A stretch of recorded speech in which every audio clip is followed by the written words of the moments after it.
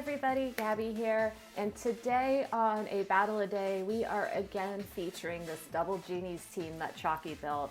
Now, if you watched my last video on this team, you may recall that I spent a lot of time talking about the synergy between Thundurus and Landorus, and then didn't have the opportunity to showcase that matchup. So I'm hoping that things go a little bit better today as we're gonna just jump straight into a battle. But if you want to take a look back at my team analysis of this and see the team code for yourself, make sure to watch Monday's video, which you can find a link down below in the comments or on screen right now. Assuming I figured out how to do that editing trick. I don't know what Future Gabby's capable of, quite frankly. I like to assume that Future Gabby is a confident human being, but you never know. Sometimes stuff happens. Maybe YouTube just decided no. Anyways, so for today's video, it looks like we're facing off against a Galarian Moltres team with Regieleki, Mamoswine, and Clefairy, it looks like, for Galarian Moltres support, and then the Incineroar and the Rillaboom as backup. So I think Thundurus Landorus is a quite nice lead to have here. And then I want Cresselia and Metagross in the back. The one thing I am a little bit worried about is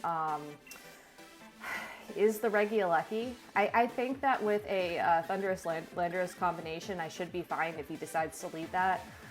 If we get hit by an Intimidate on the lead from the opposing Incineroar, we can go ahead and switch Landorus out for Cresselia. So like, I think that's going to work out fine, but you never know.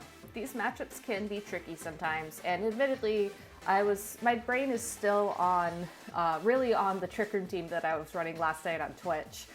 If you didn't see that, you can find a link to my Twitch down below in the description as well. I stream every Tuesdays, Thursdays, and Fridays at 7 p.m. EST, in addition to uploading these videos. So just more ways to watch me play Pokemon, I guess. Anyways, good luck, have fun, Dennis. I'm excited to see what Pokemon you're gonna lead. I'm hoping that we see the Galarian Moltres and not the Regieleki. Or neither. That works too. I'm actually okay with this lead. It's not great, and we're actually going to immediately pivot into the Metagross mode. So our attempt at showcasing Genies of a balanced metagame looks like it's not going to come through again. But it'll be okay. We'll get through this. Oh, but actually I have that Defiant boost. I don't know, maybe I will stay in. I mean, I could Earthquake, right? Odds are, Steel Spike should be enough to KO the Mamoswine. And it'll boost our defense by 1 stage. And, I mean, if he's running Choice Scarf, then... Yeah, you know what? No, this is fine. This is fine. We're doing it. We're doing Genies. We're doing Genies. Okay, so switching in the Clefairy to ensure that he gets a Friend Guard boost. But I think the combination of a max Steel Spike at +1 and an Earthquake, even if it is at -1, should be enough to secure this knockout. Obviously, the Mamoswine could have protected here. It could still be Choice Scarf. It could be Dynamaxing. We just don't know. I would assume Protect, though, if he sent in the Clefairy. Just because it's a very defensive pivot, and... Or you just Dynamax, because Dynamax is defensive as well. Alright. You know, I think this is okay. I'm a little bit worried about the max Hailstorm here. I think we got the Intimidate down on this Mamoswine. I don't actually remember. I'll double check at the start of the next turn. But we get a defense boost anyways from Steel Spike because we moved first. So I think even without the Intimidate at this point, we should be able to take 1 max Hailstorm from this Pokemon.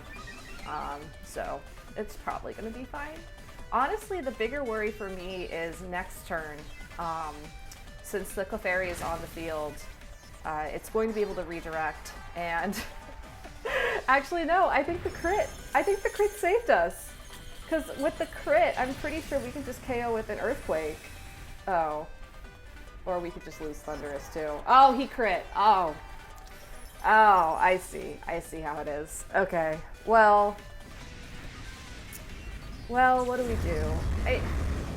As much as I would love to send in Metagross right now for the better Clefairy matchup, if I send in the Cresselia, I can still safely Earthquake next to it. I don't have to worry about dealing any damage to myself. And then next turn, when the Incineroar makes an appearance again, I can just switch out the Landorus at that point in time.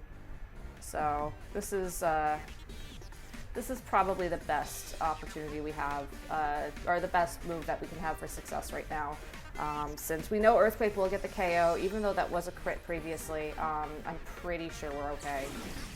Or he just switches. Okay, that's fine too. That's fine too.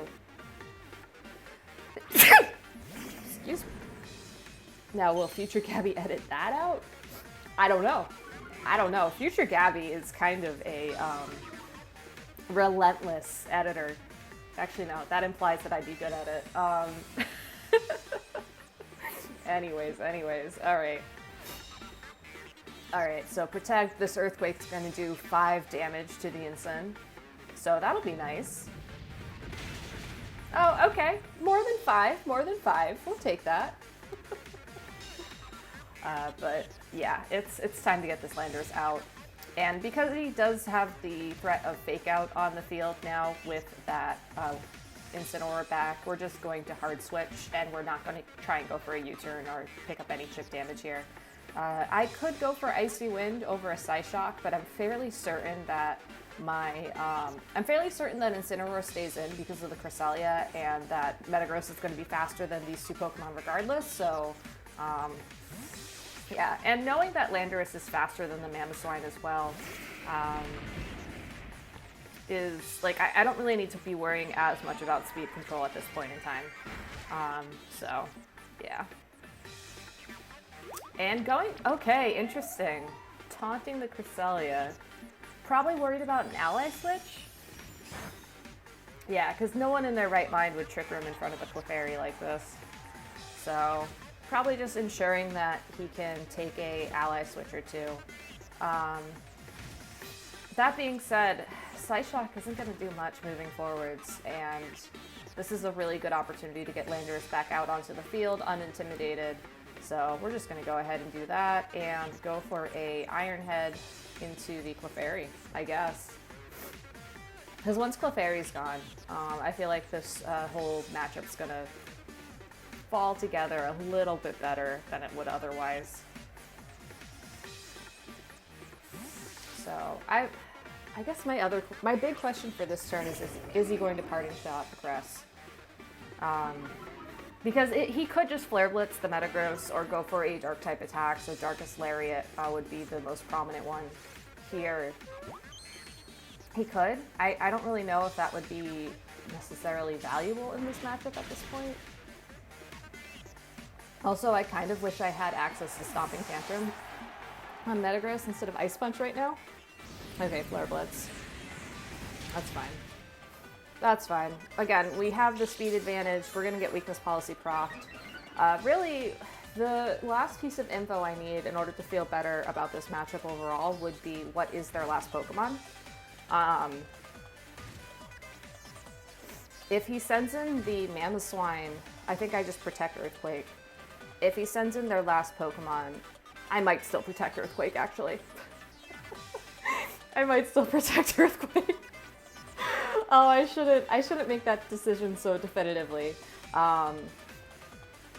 But it's Moltres. Okay, Moltres is their last Pokemon. So this is interesting because Metagross is going to be slower than Moltres at this point. And Metagross really has to worry a lot about what this Moltres can do. So I think there's no way that we outspeed. There's like no way. And I don't want to switch in Crest either.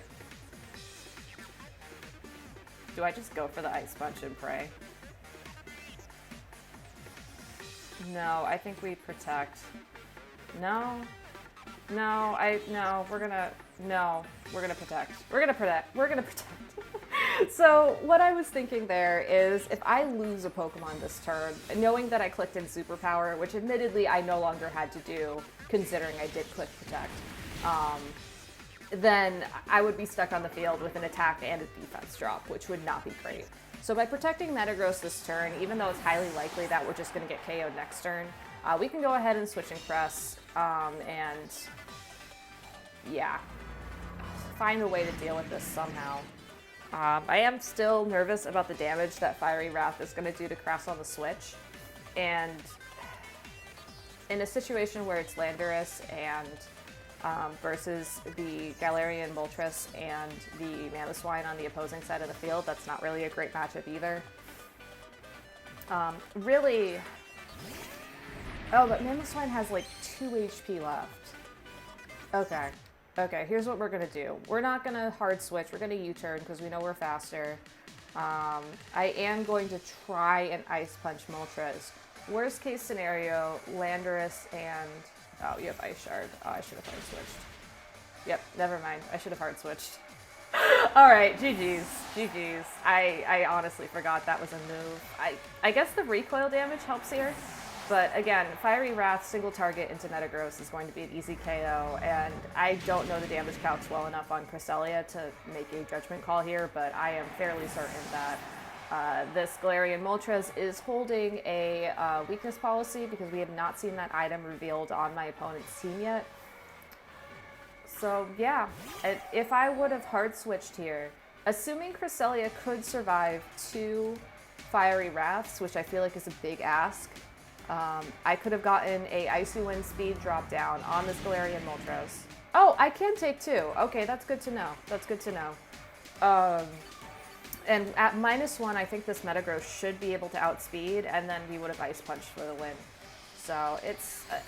or alternatively, Landorus actually would have been the Pokemon on the field at that point, and we could have Rock Slid. So, yeah, the win condition here was really to just switch out the Landorus, not leave it up to Ice Shard, and just hope that everything would turn out better. But that's not what we got, and that's okay. You know, that's why you learn how to play teams. Oh, that's interesting too. At -1, this Crest can outspeed what I'm assuming is a max speed Moltres. Alright, yeah, this is interesting. I don't really know much about this interaction yet, so this is really good info to know for the future. Cresselia is one of my favorite Trick Room users of all time, and really just a good speed control Pokemon in general with Trick Room and Icy Wind. I feel like that gives you the best of both worlds, so knowing that Cresselia can survive that and like then outspeed the next turn, I think is really important. I would love to see my opponent's team, but it looks like we're not going to get that today, but that's all right. I think that was a good battle and a good lesson in just Cresselia in Series 7 overall. So thank you all so much for watching. If you like this video, don't forget to comment and subscribe and like it and do all those things. I know it seems like such a trivial thing, and everybody who's a YouTuber will end their video saying, don't forget to like, comment, and subscribe, but it really does help, and I really like seeing those comments come through, so thank you so much. And if you have a team that you would like me to consider running 1 week on this series, please let me know down in the comments. I think next week we're going to take a look at a Mudsdale team, which is going to be pretty exciting. And then I have no idea after that, so send me your ideas. I'd love to see them. And maybe we can feature some of them on here. So that's all I got for today. My next upload should be on Friday. So until then, I'll see you later. Have a good day, everybody.